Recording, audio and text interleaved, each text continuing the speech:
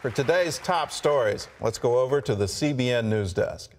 Gordon, another day of scorching heat from America's Northeast to the Midwest, as heat-related illnesses and even wildfires are major concerns. Gary Lane has the story. Excessive heat is causing high customer demand for electricity in the east. That's leading to overstressed power grids and significant outages. Businesses shut down in Providence, Rhode Island, where 400 customers lost their electricity at the start of the workday. We had a couple of little flickers, didn't think anything of it, and then all of a sudden there was no electricity. The power company says an electrical failure in the lines beneath the sidewalk resulted in the outage. Employees at the Beata Home Health Care office worried about work loss. I don't know what's left on my computer, and hopefully it's all saved. Some eastern cities distributed free water and ice, and hospital emergency rooms like this one in Chicago are seeing an increase in heat-related illnesses. I feel like I'm gonna explode. It's so hot.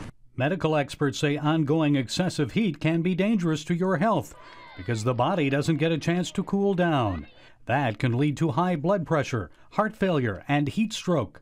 Especially vulnerable? Young children. Their body temperature can rise 3 to 5 times faster than an adult's. If you are at a playground, take your hand, slide that down. If it's hot for you with the touch, it's too hot for your child to play. The elderly are also at risk. Free fans are being handed out to them and children in Raleigh, North Carolina.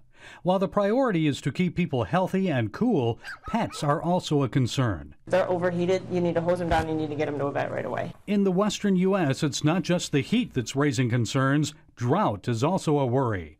A lack of rain is raising the potential for wildfires. The fire season began 2 months earlier because of dry conditions. Thousands of Californians have been ordered to evacuate their homes. A fast-moving wildfire has already consumed 14,000 acres. The fire behavior you're seeing right now is what we'd typically be seeing in August to September. This year's wildfire season is on pace to become the deadliest in U.S. history. Gary Lane, CBN News. Thanks, Gary. A leading congressman is warning the White House that the government's electronic surveillance program may not be renewed. Wisconsin Republican James Sensenbrenner said in a congressional hearing Wednesday that Congress has serious reservations about the National Security Agency program. He said unless the administration realizes it has a problem, Congress will not fund the program again next year. And Democratic Congressman John Conyers says as far as he's concerned, the program has already violated the law. A school district in Texas is dropping a controversial student tracking program. The program was supposed to increase attendance by tracking students' locations through a chip on their ID badges. But that was met with much controversy and even a lawsuit.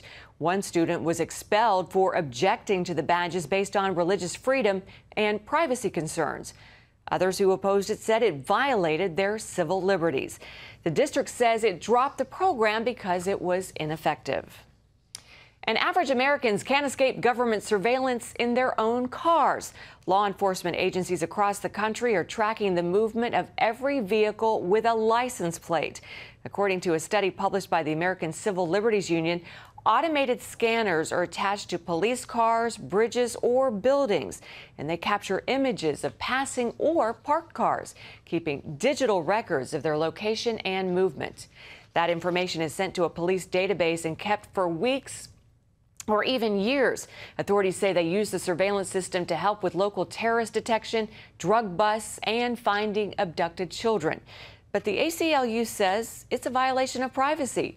They're calling on law enforcement agencies to delete records of all cars not involved in a crime. The House of Representatives has voted to delay key parts of Obamacare.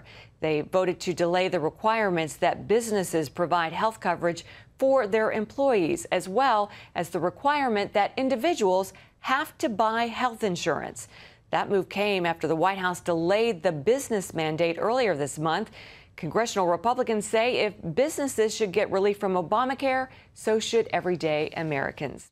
Britain has legalized same-sex marriage after Queen Elizabeth II gave her royal stamp of approval. The Queen's assent came one day after the British Parliament passed the bill legalizing gay marriage. The Queen's approval was a formality. The Church of England opposes gay marriage and will not have to perform gay weddings. A federal judge has blocked a city in Southern California from putting up a memorial for veterans because it includes a cross. The city had agreed to pay $50,000 for the monument. It would include the illustration of a soldier kneeling before a grave topped by a cross. The American Humanist Association argues the monument violates the separation of church and state. The city said the cross was a generic illustration of a grave. In addition to the cross, it includes a flag and an eagle. The case will go to trial October 1st. And you can always get the latest from CBN News by going to our website, cbnnews.com.